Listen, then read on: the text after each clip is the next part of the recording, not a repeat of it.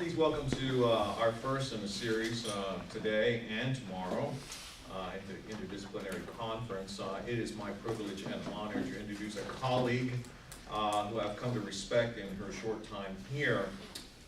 She was born while her father was teaching political science at Texas A&M, and she's been reared in a home with a deep interest in history and American politics. And so it's inevitable that Professor Jones came back to Texas and to study and to teach. She earned her bachelor's in program management from Northwest Florida State College and her master's in American Studies from the University of Dallas in Irving. Before embarking on her master's degree, she studied European history and American military history at Texas State University in San Marcos. While working on her bachelor's degree, she ran a local judicial campaign in Northwest Florida and worked on a gubernatorial campaign in Georgia. And she also worked in civil service for the Air Force and for a nonprofit organization before working for an internet technology firm while pursuing her master's degrees.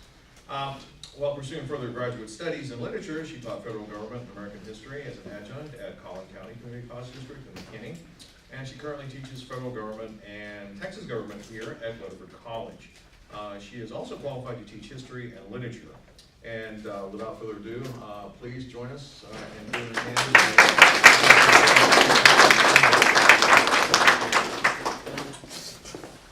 Thank you all for coming. We're going to talk about property and liberty and justice in the Constitution. I'm going to start off with the lyrics to a song, see if you know the song.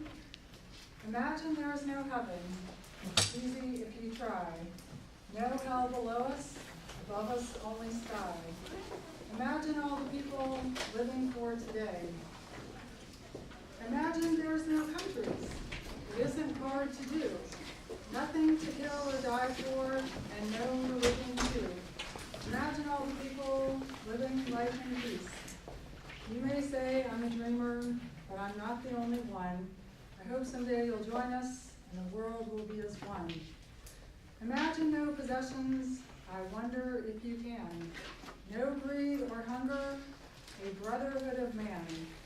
Imagine all the people sharing all the world. Anybody know that song? Anybody familiar with that song? The Beatles. Yes, the Beatles, John Lennon. So I submit to you, it doesn't take much imagination, only a little thinking to see that John Lennon's philosophy is totally contrary to our American understanding of private property and liberty. The framers of our constitutions thought very differently because they had a very different understanding of human nature, of the nature of human governments, and the realities of history. And they were not influenced by John Lennon's wishful imagining, as nice as it sounds. Apparently, Yoko was a big influence on the lyrics to that song, to which our founding fathers would have said, oh no. They thought without protection for your material property, that you were left without food, clothing, shelter, physical well-being, and the means to provide for them. You are at the mercy of others, they thought. If there is no protection for material property, there can be no liberty. The foundation for improving and increasing wealth is destroyed. Your ability to help others is severely limited or destroyed. Where control of property is assumed by an unlimited central government that thinks it can produce heaven on earth through central planning and control and the redistributing of property, society's wealth is generally destroyed along with the liberty of the people. Ask Venezuelans if this is not so.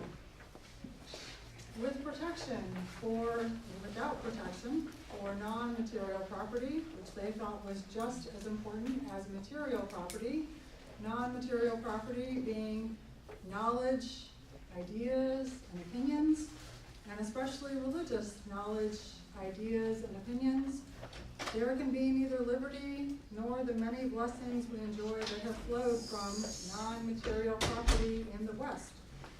Knowledge and ideas can improve the lot of man in nearly every area of life. Think about this. Economics, agricultural, technological, scientific, social, cultural, moral, legal, and political.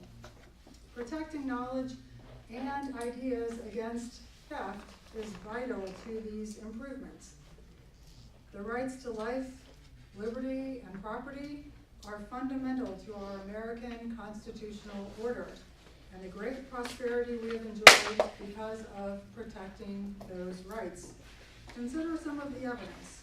We can start with our state's Declaration of Independence, which is the prerequisite, the forerunner to the Constitution. Like the Constitution, it is concerned with the connection between property, rights, and liberty. The Declaration affirms God as the creator who has created man with certain unalienable rights. It affirms God as the ruler of history. They said, relying on his, with a firm reliance upon his divine protection.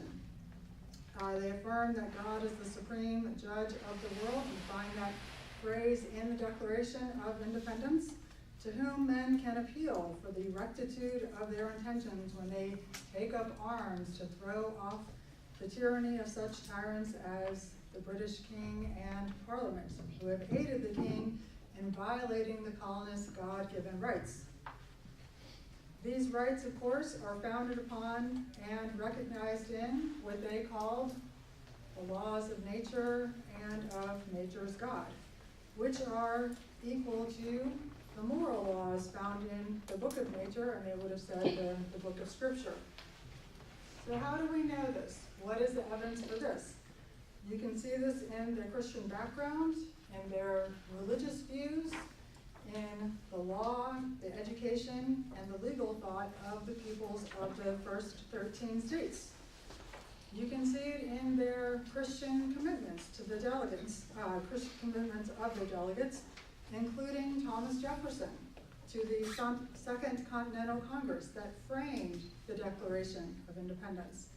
You can see it in the actions of the Continental Congress and the states' governments during the War for Independence. And, of course, you can also see it in their fundamental laws, the fundamental laws that they enacted in their states, whether it was their colonial charters, or their constitutions, or their declarations of rights, or bills of rights. Among these God-given rights, they would have said, are the rights to life, liberty, and the pursuit of happiness. But also many, many other rights of both American individuals and their states' governments. These usually neglected rights make up this central 2/3 of the Declaration of Independence that proves that the King and Parliament is a tyrant. They said governments are instituted among men to secure these God-given rights. That's the very purpose of government in their thinking. So, having endured what they called a long train of abuses, and repeatedly called upon the king for a redress of grievances. This was over a period of 10 years that they called upon the king for a redress of grievances. The colonies are justified in throwing off his rule, appealing to God for his support of their cause, and winning their existence as free and independent states or nation states. What about those first states' laws? Their constitutions and their declarations of rights and bills of rights. They were all certainly clearly designed to protect individuals' lives, liberty, and property rights, including not just material, but also non-material property in their knowledge, ideas, beliefs, especially religious beliefs, and the liberty dictated by them, all within a framework of Christian or Protestant Christian ethics. We know that by the features of their fundamental laws, and because those who led and those who supported ending legal preferences for one state-established church or denominations were in every state Christians. Christians led those efforts to de-establish state churches. They were Christians, not rationalists, not deists or skeptics, as we have been told. And you can see this too with disestablishment in the states. It did not make the state's laws either neutral among all the world's religions, nor did it make their state's laws seculars. Those states' fundamental laws gave them more or less well-designed republics. That was their form of government that they each chose for themselves. Contrary to many government textbook authors, all the states designed republics, not democracies, to better protect their people's lives, liberty, and property. They said a republic can be better designed than a pure democracy for protecting life, liberty, and property. The state governments, in their eyes, may have been too democratic, too based on the majority will, but they were not mere majority rule democracies. They were republics tending towards, leaning toward democracy, but with many aristocratic, such as non-majority rule features to protect property and liberty. So what were some of these aristocratic features? They had features like indirect election, choosing by means other than majority vote of the qualified voters. They had property qualifications for voting. For some constitutions, there were also property qualifications to hold office and for government advisory councils. Most governors and councils of revision, which most of these states had a body called the Council of Revision. This was a body to consider and improve upon or reject proposed laws by the legislature. Most of these councils of revision, along with the governors or councils of state, were all indirectly elected, not directly elected by the people, which would have been democratic. Almost all the states had property qualifications for voting. Most of them had residency qualifications too. Most states had property qualifications for office holding, and the higher the office, the higher the property qualification, the greater the amount of property required. Most states required members of the lower house of the legislature to own 2 to 10 times as much property as required of voters, just to run for the lower house of the legislature. The members of most legislatures' upper house had to own about twice as much property as required of members of the lower house, and from 5 to 20 times as much as that required of voters. Now is where it really gets interesting. Most governors had to own from 1 1/2 to 3 times as much property as members of the state's upper house. However, South Carolina was the most aristocratic. You had to own 50 times as much in South Carolina as members of the state's upper house. About 10 times as much property as members of the lower house to run for governor, and 10 to 100 times as much property to run for governor as voters. So what can we say about these property qualifications? They were far from democratic. They were designed specifically to protect private property, to protect the few against the envy of the many, and to secure men of superior ability and experience. That was their thinking in doing this. These state constitutions were designed to include separation of powers among the 3 branches of government to protect liberty, property, and justice. Almost all divided the legislature into lower or more democratic and upper or more aristocratic houses to further protect liberty, property, and justice through separating powers with, of course, checks and balances. Their quality varied, but their intent was obvious in the structures of their governments and the statements of their declarations and bills of rights. Their fundamental laws were Christian. They were Christian documents that protected property in religious belief.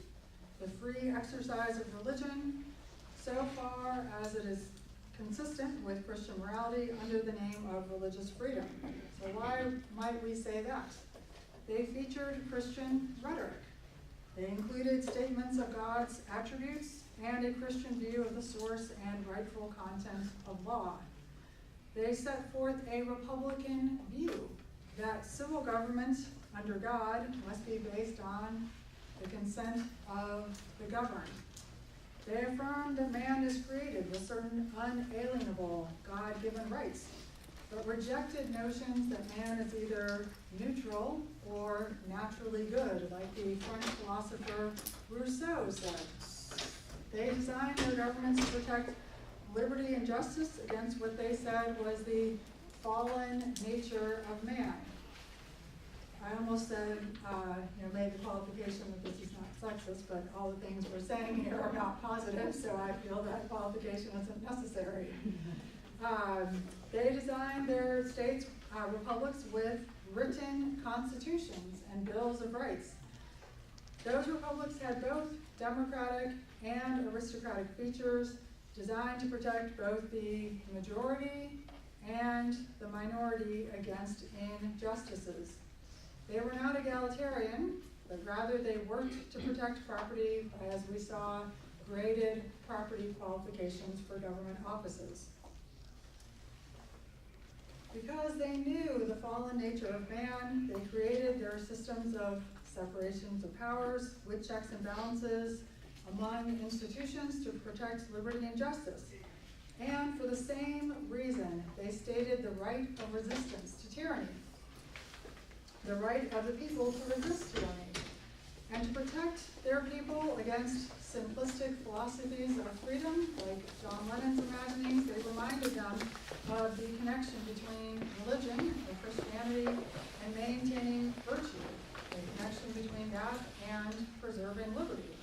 Perhaps the best illustration of this is the Massachusetts Declaration of Rights, written in 1780, 7 years before our U.S. Constitution. The Massachusetts Declaration of Rights reads, "As the happiness of a people and the good order and preservation of civil government essentially depend upon piety, religion, and morality, and as these cannot be generally diffused throughout a community, but by the institution of the public worship of God and of public instructions in piety, religion, and morality, therefore to promote their happiness and to secure the good order and preservation of their government, the people of this Commonwealth have a right to invest their legislature with power to authorize and require the several towns, parishes, precincts, and other bodies, politics, or religious societies to make suitable provisions at their own expense for the institution of the public worship of God, and for the support and maintenance of public Protestant teachers of piety, religion, and morality in all cases where such provision shall not be made voluntarily." And it goes on to say, "Every denomination of Christians, demeaning themselves peaceably and as good subjects of the Commonwealth, shall be equally under the protection of the law, and no subordination of any one sect or denomination to another shall ever be established by law. Each individual of the society has a right to be protected by it in the enjoyment of his life, liberty, and property according to standing laws. He is obliged consequently to contribute his share to the expense of this protection, to give his personal service or an equivalent when necessary. A frequent recurrence to the fundamental principles of the Constitution and a constant adherence to those of piety, justice, moderation, temperance, industry, and frugality are absolutely necessary to preserve the advantages of liberty and to maintain a free government. The people ought consequently to have a particular attention to those principles in the choice of their officers and representatives. I might add this might be good to return to. And they have a right to require their lawgivers and magistrates an exact and constant observance of them in the formation and execution of the laws necessary for the good administration of the Commonwealth. So you can see this being a model for our own U.S. Constitution, the Constitution that those states' representatives framed, and their legislatures or special ratifying conventions, not the American people as a whole, but the Constitution that they later ratified was also founded upon what they said was an inseparable connection between property rights and liberty. The Federalist. Some of my students who are here should know that the Federalist is the authoritative commentary on the intentions of the framers of the Constitution. And the Federalist makes it abundantly clear that property and liberty are inseparably connected. The Federalist literally begins and ends with the statement that the protection of property is fundamental to the Constitution. Federalist 1 and Federalist 85, the first and last essays of the Federalist Papers, both say the purpose of those papers is to describe the importance of the additional security the Constitution will give to Republican government, liberty, and property. And then in the middle, Federalist 50, well, a little on the right side of the middle, Federalist 54 says government is established to protect property as well as people. So both may be considered as represented in the government. Property rights, as you are committed into the same hands as personal rights. The Constitution was clearly intended to protect people's property against injustices perpetrated by both private persons and civil governments. They can perpetrate injustice as well. This is consistent with the religious and moral views of the great majority of the American people, the teachings of their educational institutions, the philosophy, principles, and rights of their laws, and the designs of their fundamental laws. The carefully designed, complex structure of government in the Constitution was created to protect and preserve liberty and justice by protecting people's property. The most famous discussion of this is in Madison's explanation of Federalist 10, of the importance of a well-designed republic to protect property, liberty, and justice. Property, Madison said, is not merely material things. It certainly includes those. Any material thing men may consider of value, whether land, commodities, precious metals, money, and so forth. But property also consists of non-material things, knowledge, ideas, opinions, and the free communication of them. In fact, Madison said in his 1792 essay on property and liberty that non-material things are property in its larger and juster sense. Everything to which a man may attach a value and have a right, that is property, according to Madison. Non-material property also includes religious knowledge, ideas, and opinions, and the profession and practice dictated by them. This is property of special value. Man has property very dear to him in the safety and liberty of his person, and he has an equal property in freely using his faculties or mental capabilities and freely choosing the objects on which to apply them. This idea of property is consistent with the main kinds of Christianity in America when our first constitutions were created. This prevalent Protestantism valued property as a blessing for the individual as well as for society, and considered protecting property the very essence of justice. Madison's teaching in Federalist 10 about the relationship of factions to property, liberty, and popular government is set in a historical context, in the historical context of the role of factions and the importance of a well-designed government for the United States if their people's lives liberty, and property are to be protected against foreign aggression, domestic insurrection, and self-created governmental disasters. Those happen too. These failures can be protected against by a well-designed system of government, civil government, a well-constructed union such as that contained in the proposed Constitution.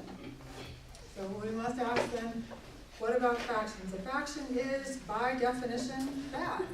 It is certainly bad in its effects, as evident from the histories of popular governments.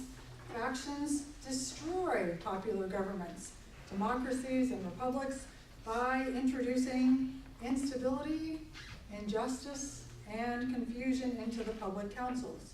But a well-designed government should avoid or minimize instability, injustice, and confusion in its laws. A faction is a group of citizens, whether a majority or a minority, united and motivated by some interest, impulse, or passion, adverse to the rights of other citizens and the common interests of the community.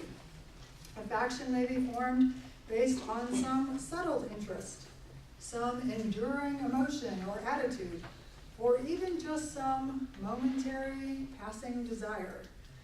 The cause of factions is rooted in something we all have, human nature. In addition to man's fallible reason and the connection between man's reason and his passions, it is human nature to acquire property of one sort or another. Man acquires property through using his faculties or mental capabilities, and man has a right to the property he acquires through the legitimate use of his faculties. Men have diverse and unequal faculties through which they acquire different degrees and different kinds of property, physical and non-physical. Men then form factions based on the different degrees or kinds of property that they have acquired. Men do not form factions based simply on the rich and the poor, though that is certainly the most common type of faction. Many factions actually unite the rich and the poor. But men also form factions based on different degrees and kinds of knowledge, opinions, and religious views. Men form factions because human nature is flawed or fallible. Man is not naturally good, nor a neutral product of his environment, or even perfectible here on earth. So it is not the duty of government to try to perfect man. That is impossible, and it destroys liberty and justice in the process to try to do so.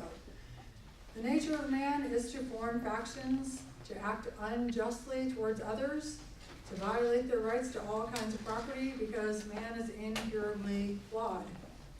Madison says there are two basic kinds of faction, minority faction and majority faction.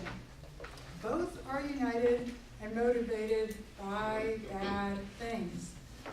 A minority may be motivated by good things, but it may also be motivated by bad things. A majority may be motivated by good things, but it also may be motivated by bad things.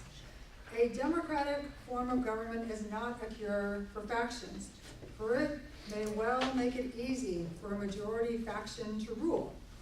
If liberty, justice, and people's rights are to be protected, the mischiefs of faction must be cured. There are two methods of curing the mischiefs of faction: to remove its causes or control its effects. There are also two methods of removing the causes. You destroy the liberty necessary for it to exist, or you give every citizen the same opinions, passions, and interests. The first remedy, Madison says, is far worse than the disease. Without liberty, faction instantly dies. But abolishing liberty is absurd because liberty is what we are trying to preserve. The second cure is as impractical as the first is unwise. As long as man's reason remains fallible and he is free to use it, Different opinions will be formed, and factions will be based on these different opinions. As long as a connection between reason and self-love exists, opinions and passions will influence each other, and factions will be formed from these. To attempt to give everyone the same interests, the same opinions, and passions is not only impossible, but it destroys liberty. It would be the work of a totalitarian faction. That word had not been invented yet, but having survived the 20th century and part of the 21st, we certainly understand its meaning. The causes of faction cannot be removed. They are sewn into human nature. Man's nature is fundamentally flawed. He is not naturally good, nor a naturally neutral blank slate. This means man cannot be perfected by controlling his environment, which then rules out all totalitarian efforts to remake man and solve all social problems by centralizing government control of all the factors thought to influence man. No, man's deeply flawed nature produces threats to his liberty, but paradoxically, it also requires he be free from government intrusions which violate his God-given rights. Since the causes of faction cannot be removed, and government should never attempt to remove them, relief must be sought then by controlling the effects of faction. This means that civil government must attempt to control the effects of majority faction as well as the effects of minority faction. The effects of faction cannot be perfectly controlled, but they can at least be minimized by a carefully designed form of government. A government ruled by one man or by a few men without any checks and balances against them acting unjustly toward the ruled opens the way to a minority faction, to rule by a minority faction. Democracy, majority rule without any checks and balances against majority misrule, opens the way to majority faction as well. And a majority faction can be manipulated by its dedication to one man or by the influences of a minority. A republic, however, Madison says, is superior to democracy in two ways. Its representative principle, that's rule by representatives elected by the people, makes it possible, not certain, but possible, to refine and enlarge the public views by passing them through men who are likely more intellectually, experientially, and morally well-equipped to rule. A republic can also include a much larger area than can a democracy, and so it can include more diverse groups than a direct majority rule democracy, which of course then makes it difficult for potential majority factions to unite and do their damage. A republic is superior to a democracy in controlling the effects of faction, but a well-designed republic is better for controlling factions' effects. And many things have to be considered in order to create a well-designed republic. For example, if the legislature is too small, that opens the way to minority faction. If, on the other hand, the legislature is too large, that makes wise deliberation difficult. We can see this today. And instability, injustice, and confusion of the law is more likely. Representation of the few and the many must be provided for so the minority and the majority can both influence the making of law and checking against injustices intended by the other. Madison's teaching in Federalist 10 points to the whole design of the Constitution's governmental system, with all the complex reasons for its institutions and the relationships among them. As the Constitution's method of controlling the effects of faction in order to protect property of all kinds liberty, and justice against the effects of all kinds of factions. Perhaps the most important, certainly the most famous aspect of the framers' design for protecting property, liberty, and justice by controlling the effects of faction is the Constitution's system of separation of powers with checks and balances among and between the institutions of the central government.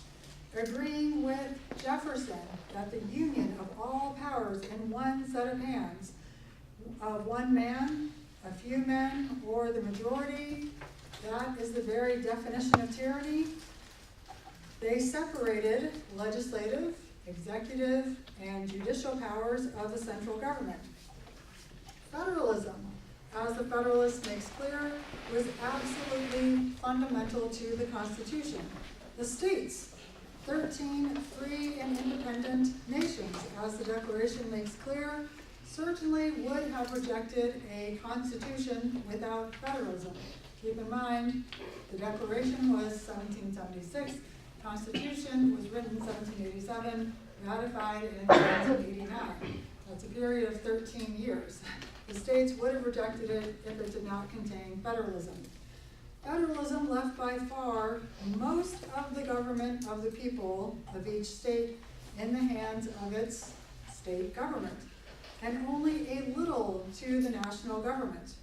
Even more than this, federalism created a second system of separation of powers with checks and balances between the state governments and the central government. As Madison explained in Federalist 51, in the compound Republic of America, the power surrendered by the people is first divided between two distinct governments, and then the portion allotted to each is subdivided among distinct and separate departments. Hence, a double security arises to the rights of the people. The different governments will control each other at the same time that each will be controlled by itself. Federalism was designed to equip the states to protect both their own authority and the rights and liberty of their people by exercising their constitutional powers to check against unwise, unjust, and unconstitutional actions by the central government. The Constitution was designed to give the states the means to do this.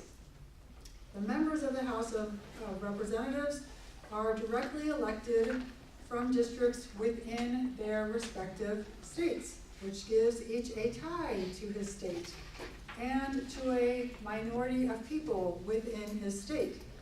This also gives the states a check against unwise or unjust bills being voted by the House and unwise or unjust laws enacted by Congress. Senators were elected to represent their respective states, which gives them a tie to their state. They originally were elected by their own state's legislature, not by all the people, but by their own state's legislature. That gave each state's legislature a direct check against the upper house of the national legislature, the most powerful branch of the national government, Congress, which says in Article 1, Article 1, Section 1 of the Constitution says, has all legislative power in the national government. This presupposed that the state's legislature's members want to retain their state government's powers and are better equipped than the majority of their state's voters to recognize threats of usurping their state's powers and are more motivated to check against central government usurping those powers. In addition, the way by which the president is elected. Each state has a number of presidential electors, equal to the number of members it has in the House of Representatives, plus the number of members it has in the U.S. Senate. That gives the states a direct role in electing the president, and does not make electing the president a mere matter of national majority will.